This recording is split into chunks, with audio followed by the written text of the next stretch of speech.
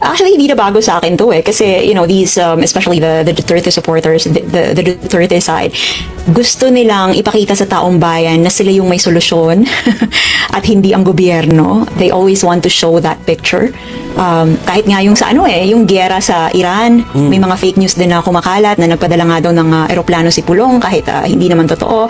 So they always want to, it seems to me like, syempre opinion ko to it seems to me like they want na gawing, kumbaga ang imahe ay walang ginagawang matino ang gobyerno at ang solusyon, ang totoong gumagawa ng solusyon ay ang mga Duterte. So yun nga, sa post ko regarding that, sabi ko nga, yung mga DDS, hindi ba kayo naiinsulto? Na parang ginagawa kayong gago or bobo or tanga nitong mga taong nagpapakalat ng kasinungalingan para lang mapuri yung idolo ninyo. So ang kapal naman ng mukha mo para sabihan kaming bobo, tanga. Anong gusto mo mangyari? Sa'yo kami maniwala? Ha?